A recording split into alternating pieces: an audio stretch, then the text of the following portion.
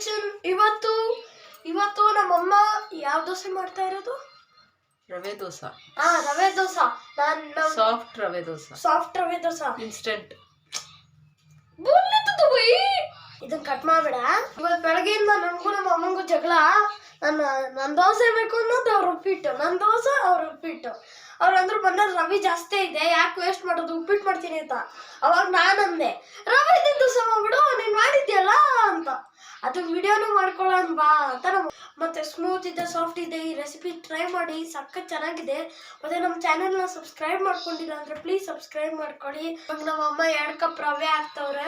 ಇದು ಬಾಂಬೆ ರವೆನೇ, ಇದು ಮಾಮೂಲಿ ರವೆ. ಇದು ಅಮ್ಮ ಬಾಂಬೆ ಮಿಕ್ಸ್ಚರ್ ಕೇಳಿದೀನಿ, ಇದೇನಮ್ಮ ಬಾಂಬೆ ಮೇರೆ? ಈ ರವೆನ ಬಾಂಬೆ ರವೆ ಅಂತ ಅಂತಾರೆ. ಬಾಂಬೆಯಿಂದ ಮಾಡವ್ರ?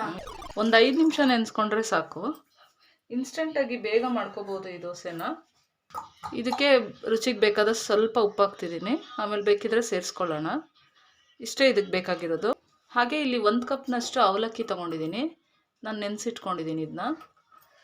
ಇದನ್ನು ಅಷ್ಟೇ ನೀರು ಹಾಕಿ ನೆನೆಸಿಟ್ಕೋಬೇಕಷ್ಟೇ. ಇದೆರಡು ನೆಂದ ಮೇಲೆ ನಾವು ಮಿಕ್ಸಿಗೆ ಹಾಕಿ ರುಬ್ಕೋಬೇಕಾಗುತ್ತೆ. ಇವಾಗ ನೋಡಿ ನಂದೇ ಇದೆ ಚೆನ್ನಾಗಿ. ನೋಡಿ 5 ನಿಮಿಷ ನೆನೆಸಿದೆ ಅಷ್ಟೇ. ಇನ್ನು ಇನ್ನು ಬ್ಯಾಟರ್ ಆಗಿಲ್ಲ, ನೆಂದಿದೆ. ಇದನ್ನ ನಾವು ಬ್ಯಾಟರ್ ಮಾಡ್ಕೋಬೇಕು. ಇವಾಗ ಇದನ್ನ ಮಿಕ್ಸಿಗೆ ಹಾಕ್ಬಿಟ್ಟು ನುಣ್ಣಗೆ ರುಬ್ಕೋಬೇಕು. ಇದನ್ನು ಮತ್ತೆ ಈ ಅವಲಕ್ಕಿ ಎರಡನ್ನೂ ಹಾಕಿ ನುಣ್ಣಗೆ ರುಬ್ಕೋಬೇಕು. ಉಪ್ಪು ಬೇಕಿದ್ರೆ ಸೇರಿಸ್ಕೊಳ್ಳಿ. ಈ ಕನ್ಸಿಸ್ಟೆನ್ಸಿಲಿ ರುಬ್ಕೋಬೇಕು. ಇವಾಗ ಸ್ವಲ್ಪ ಸೋಡಾ ಪುಡಿ ಹಾಕಿದ್ದೀನಿ, ಸ್ವಲ್ಪ 1-2 ಪಿಂಚಷ್ಟು ಹಾಕಿದ್ದೀನಿ ಅಷ್ಟೇ. ಚೆನ್ನಾಗಿ ಮಿಕ್ಸ್ ಮಾಡ್ಕೊಳ್ಳೋಣ. ದೋಸೆ ಹಾಕೋದಕ್ಕೆ ಮುಂಚೆ ನೀವು ಸೋಡಾ ಹಾಕ್ಕೊಳ್ಳಿ. ನಾನಿಲ್ಲಿ ಒಂದು ಹೆಂಚಿಟ್ಕೊಂಡಿದ್ದೀನಿ. ಹೆಂಚಿಗೆ ಸ್ವಲ್ಪ ಎಣ್ಣೆ ಹಾಕಿ ಸ್ವಲ್ಪ ಗ್ರೀಸ್ ಮಾಡ್ಕೊಳ್ಳೋಣ. ಈರುಳ್ಳಿ ಉಜ್ಕೊಂಡ್ರೆ ಹೆಂಚಿಗೆ ತಳ ಹಿಡಿಯಲ್ಲ, ಚೆನ್ನಾಗಿ ಬರುತ್ತೆ ದೋಸೆ. ಇವಾಗ ಅದ್ರ ಮೇಲೆ ಸ್ವಲ್ಪ ನೀರು ಹಾಕ್ಕೋಬೇಕು.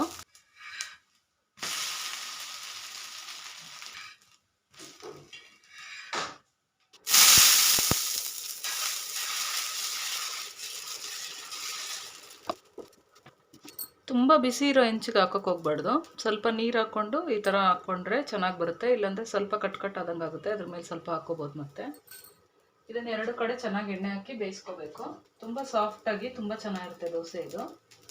ಯಾರ ಮನೇಲಿ ರವೆ ಉಪ್ಪಿಟ್ಟು ಇಷ್ಟ ಆಗಲ್ವೋ ಅಂಥವ್ರು ಇದನ್ನು ಮಾಡ್ಕೋಬೋದು. ನೋಡಿ ಎಷ್ಟು ಚೆನ್ನಾಗಿ ಬಂದಿದೆ. ಒಂದೇ ಕೈಯಲ್ಲೇ ತುಂಡಾಗುತ್ತೆ, ಅಷ್ಟು ಸಾಫ್ಟಾಗಿರುತ್ತೆ ದೋಸೆ ಇದು.